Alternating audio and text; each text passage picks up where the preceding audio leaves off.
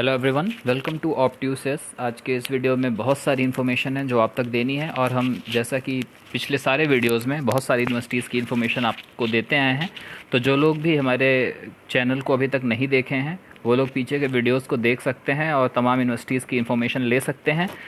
साथ में जिन्होंने भी चैनल को सब्सक्राइब नहीं किया है, हमारी हम्बल रिक्वेस्ट है उनसे कि प्लीज़ चैनल को सब्सक्राइब ज़रूर कर लीजिए अगर अभी तक आपने नहीं किया है, क्योंकि आपको 1 सेकंड लगेगा एक बटन दबाने में, and it will give immense boost to us. ये हमें बहुत ज़्यादा मोटिवेशन प्रोवाइड करता है। तो please do subscribe our channel. So let's start the video. अंत तक ज़रूर देखिएगा क्योंकि बहुत ही इंपॉर्टेंट यूनिवर्सिटीज़ की अपडेट है। तो सबसे पहले हिमाचल प्रदेश पर हम आएंगे, लेकिन उससे पहले मैं आपको कुछ और इम्पॉर्टेंट अपडेट ऐसे ही बता देता हूँ ओरली। तो सबसे पहला अपडेट है जो BHU से रिलेटेड, बड़ी सेंट्रल यूनिवर्सिटी है। जो लोग भी यहाँ पर फॉर्म फिल किए हुए हैं उनकी करेक्शन विंडो ओपन हो गई है। तो करेक्शन विंडो यहाँ पर ओपन हो गई है। जो लोग भी, अगर कोई गलती आपसे हुई है, अगर आपको लग रहा है, या अगर आपको नहीं भी अभी लग रहा है कि कोई गलती हुई है, तो लेकिन एक बार जाके ज़रूर चेक कर लीजिएगा। अगर कोई चीज़ करेक्ट करना हो तो यू कैन करेक्ट देयर, वहाँ पे ऑप्शन आपको दिखेगा तो आप करेक्ट कर सकते हैं। तो करेक्शन विंडो BHU की ओपन है। साथ में एक और इन्फॉर्मेशन है जो आप तक पहुँचानी है। ये थी पहली इन्फॉर्मेशन। दूसरी इन्फॉर्मेशन है पौंडीचेरी यूनिवर्सिटी की पहली लिस्ट आ चुकी है। अगर मैं पौंडीचेरी यूनिवर्सिटी की बात करूँ तो आप इनकी ऑफिशियल वेबसाइट पर जाकर अपने रिज़ल्ट को एक बार ज़रूर चेक कर लीजिए कि जो लोग भी रजिस्ट्रेशन किए थे कि क्या आपका नाम मेरिट लिस्ट में है या नहीं। अगर आपका मेरिट लिस्ट में नाम है और आप सीट वहाँ पर लेना चाहते हैं तो you can pay the fees and reserve your seat. अब आगे बढ़ते हैं हिमाचल प्रदेश की ओर। तो हम बात करेंगे central university of Himachal Pradesh की। तो यहाँ पर जो भी वैकेंट सीट्स हैं, मतलब एक काउंसलिंग पूरी हो चुकी है लेकिन जो सीटें नहीं भरी जा सकी, उन पर अब रजिस्ट्रेशन प्रक्रिया को शुरुआत कर दिया गया है। उनके लिए रजिस्ट्रेशन प्रक्रिया यानी applications are invited for that seats.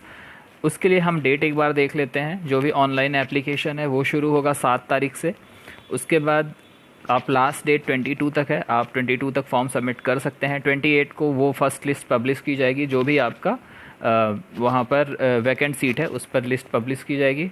Payment of फ़ी आप 1 जुलाई तक कर सकते हैं। उसके बाद भी अगर सीट वैकेंट रही तो सेकंड लिस्ट आएगी 5 जुलाई तक, और उसकी फ़ीस 8 जुलाई तक पे किया जा सकता है। After that verification of documents and registration will be on 1 August. Orientation program and commencement of class will be on 1 August. तो ये है डिटेल। एलिजिबिलिटी आप ऑलरेडी देख रहे होगे, आपकी स्क्रीन पर एक बार फिर से है। आप स्क्रीनशॉट ले सकते हैं इन एलिजिबिलिटीज़ का। फटाफट स्क्रीनशॉट ले लीजिए। आप पॉज करके ले सकते हैं। मैं 1 सेकंड का वेट दे रहा हूँ यहाँ पर। हम फिर अभी देखेंगे कि कौन कौन सी सीट कहाँ कहाँ पर वैकेंट है। कुछ जगहों पे हम सीट देख लेंगे। आई गेस आप जिनको भी ज़रूरत है वो स्क्रीनशॉट ले लेंगे।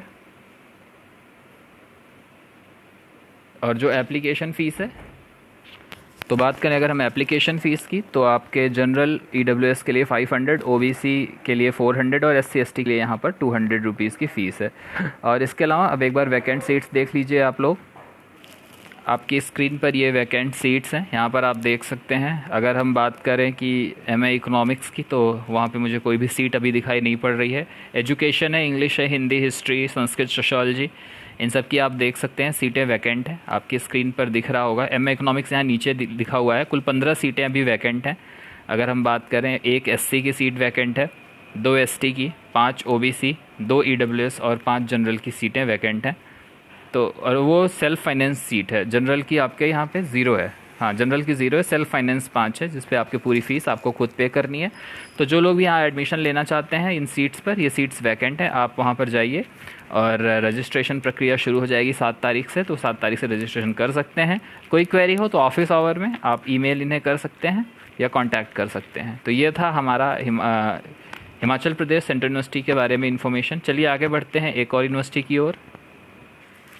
तो जो नेक्स्ट यूनिवर्सिटी इसके बारे में हमें बात करनी है वो है department of distance and continuing education, school of open learning, campus of open learning from Delhi university. इसके बारे में हम बात करने जा रहे हैं। तो इसमें क्या क्या कोर्सेज़ ऑफ़र किए जाते हैं वो एक बार मैं आपको दिखा देता हूँ। तो यहाँ पे जो प्रोग्राम ऑफ़र किए जाते हैं वो हैं MA Hindi, MA history, MA political science, MA Sanskrit और MCOM। ये कोर्सेज़ आपको ऑफ़र किए जाते हैं।